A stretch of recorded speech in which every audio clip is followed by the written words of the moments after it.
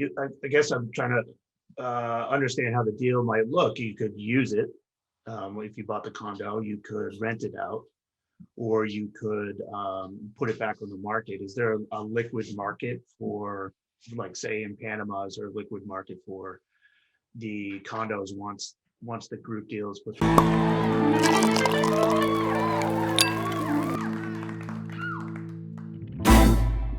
Yeah, so I mean, the liquidity is a very good question, Addison, because it does vary. Panama City is a place with a strong liquid market.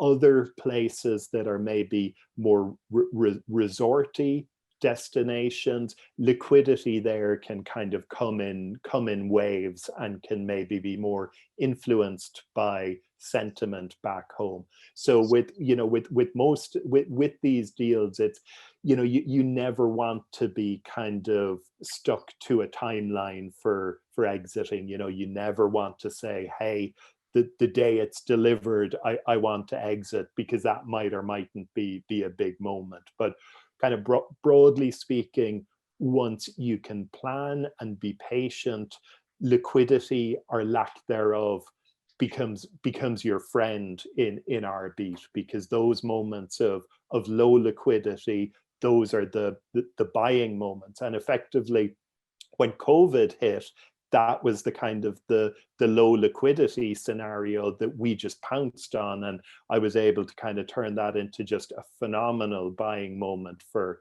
our readers.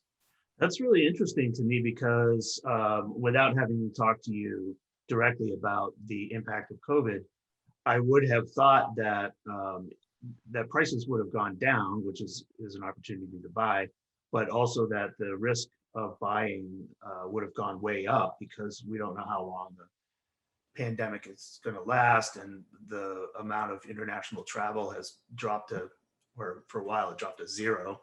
And now, it's the winter of the pandemic, the second wave, and there were a bunch more lockdowns. Fear level went up.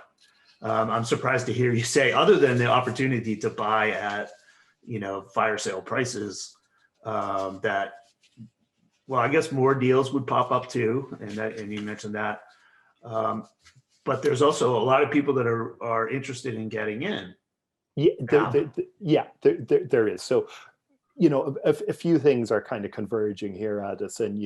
First of all, right across the world, there are these internationalized places that for the last decade or so have been sucking people in from all over. Last month I was in Tulum on the southern edge of the Riviera Maya, and it was just packed. Like, it is just full of LA, San Francisco, 28, 32-year-olds working from home. They've driven the rental market crazy.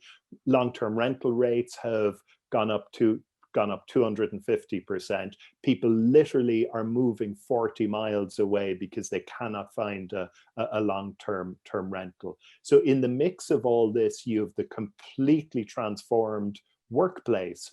There's people are working from home.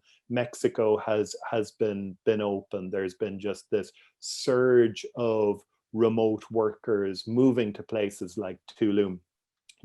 Here in Cabo, where I live, last year, if I went to a cocktail party, it was pretty much all people my parents' age.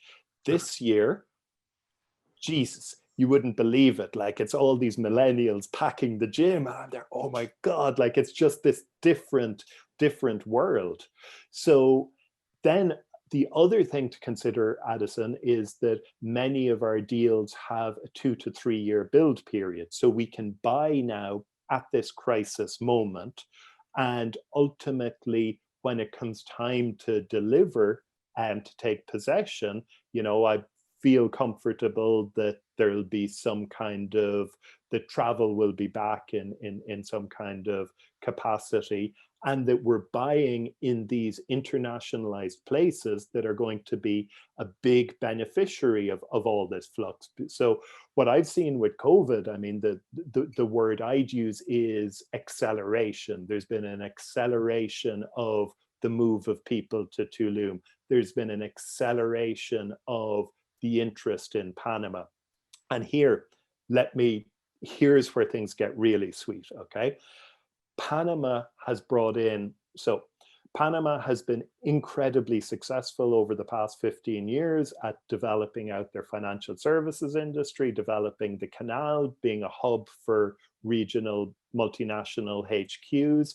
They've been ordinary about the development of their tourism potential. So coming up to last year, they were trying to figure out how they're going to grow their tourism business. They pretty much doubled the size of the Panama airport. It's a major regional hub. You know, if ever you look at kind of Copa's flight itineraries, you can fly all over the Americas and much of Europe from Panama. But they lagged in terms of the development of other tourism infrastructure. So what the Panamanian government did this year is they brought in a tax break for developers and investors, whereby they get a tax credit for the entire cost of the bricks and mortar of their project. That tax credit, okay, that tax credit can be resold, and there's a ready market to resell that tax credit to.